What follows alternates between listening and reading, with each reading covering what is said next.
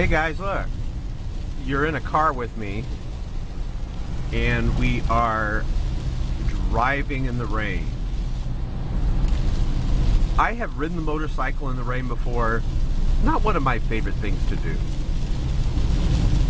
So I am taking the gas guzzling, gas thirsty Mercedes. Okay, here's what's on the agenda on this video. If this Volkswagen doesn't crash into here. You ever try driving a car with a motorcycle helmet on like I'm doing? It's really difficult. No, I'm just kidding. I don't have a motorcycle helmet on. We are doing a radio show this Sunday, and here's why I'm doing it. I do videos on what the Bible says about this, or what the Bible says about that, and what the Bible says about homosexuality. And when I get on that topic, there is a great divide among the viewers of the video. Some people agree with what the Bible says, and some people disagree. So they will send me emails, or should I say the ones that disagree will send me books, little mini booklets in the email. And I cannot see a dang thing with this mist right here. They will send me booklets. I can do my wipers, but I put Rain-X on and it actually works better without the wipers. They will send me booklets regarding how they disagree violently with what the Bible says. I have to get over here. Hold on.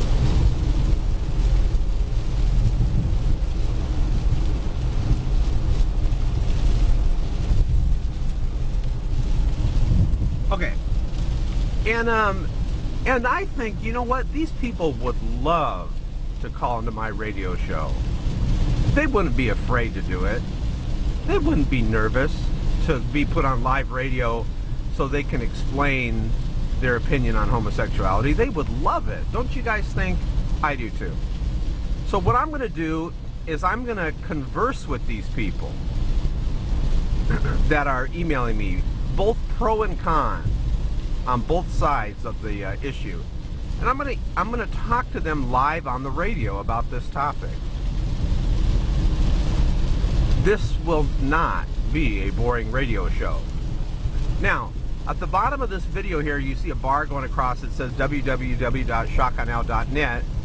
This is where you go to listen to the radio show. You can go there now and you could see it scheduled for Sunday. Now, what will happen on Sunday when you go there, you'll see the show there. It'll say what the Bible and science says on the topic of homosexuality, are people born this way, etc. You click play, it'll say play, and all of a sudden a huge chat room appears. You can log in anonymously if you want. It doesn't ask you for any information, but a huge chat room appears and there'll be all these people in there listening live to the show, discussing this topic of homosexuality in our society. There will be people there with all differing views, and let me say, like God said, come let us reason together. Let us reason together on this very controversial topic.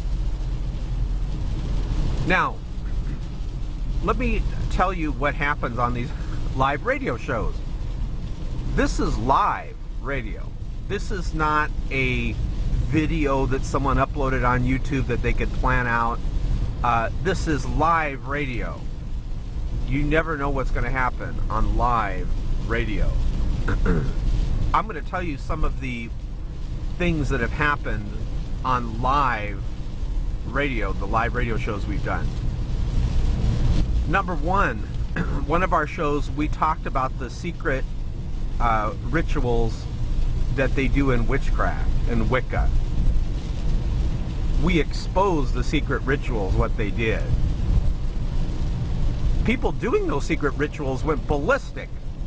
They went ballistic. They did not want the secrets exposed. We exposed them on the radio show. I did a show called The Madness of Atheism, which is our #1 most listened to show. The Christian community absolutely loves that show. Because what I did is I asked the atheist to provide proof and evidence that atheism is accurate and correct. Every single atheist that called in could not do it. They basically said it was a humanist religion of faith. I even have audio of an atheist saying it is faith. On my show, right there, but down below. It's awesome. I have audio of an atheist, an honest guy saying, you know, I really don't have any evidence that atheism is accurate and correct. In other words, he's admitting that it could be wrong.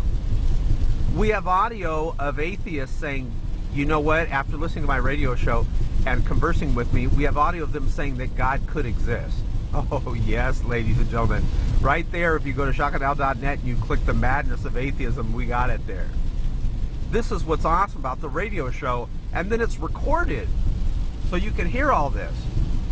One of my first shows I did, a drunk woman or some woman that was high on some narcotics calls into the show and she starts, I'm not making this up, you can hear it. She starts saying, well, I'm scared of, hold on a second. I don't want to get smashed by this guy. She starts saying, well, I'm scared of my screensaver. There's a bunch of little fishies, scary fishies on the, I mean, she was way out there. And I asked the caller on live radio, caller, does the word mushrooms mean anything to you? So there's a lot of comedy moments. We had one show we just recently did where someone in the chat room says they're a transgender and they're a man. They still have man parts, but they like to dress up in women's clothing. Is that a sin? And yes, we answer that question live on the radio. Someone actually asked that in the chat room. What else on the radio show? Oh, we talk about paganism. You know, worshiping the earth and nature. Does God want us to worship the earth and nature, or does he want us to worship him, the creator or the creation? Which one's more powerful? We talk about that. We talk about how you, yes you, could be the recipient of the Nobel Peace Prize. And why don't I end this video on that? But before I go through how you, yes you, can be the recipient of the Nobel Peace Prize like Obama did, go to shockandhow.net, which is on the bottom of this video, listen to the radio show titled The Madness of Atheism. It takes about 15 minutes for the atheists to get courage to start calling in, but they start calling in and it was hilarious, it was heartfelt. Even we won some atheists over to where they did admit that atheism is faith in nothing. But let's talk about how you, yes you, can be the recipient of the Nobel Peace Prize just like Obama. Now this is something else we covered on my radio show at shockandhow.net. I have kept track of some of the things that you can do if you want to win the Nobel Peace Prize. If you do what Obama does, if you go around the world and you bash America and talk about how evil and selfish America is like Obama does, you, yes you, can be the recipient of the Nobel Peace Prize. If you send more troops to Afghanistan to fight a war, I don't know how you can get the Nobel Peace Prize. But he's sending more troops to Afghanistan to fight a war, which, you know, fine, go ahead and do that. I support the troops 100%. But, wait a minute, I'm lost here. Where am I going? Oh, I'm going this way. You know, the world looks a lot different when it's raining. Okay, if you feel like babies are a punishment, they asked Obama if he was pro-life or pro-abortion, and he said he doesn't want to punish his kids with the baby. If you believe babies are a punishment, you can be the recipient of the Nobel Peace Prize. If you go to a racist church whose pastor supports Louis Farrakhan, and whose pastor says that 9/11 happened because it was America's fault. America's chickens! They're coming home to roost!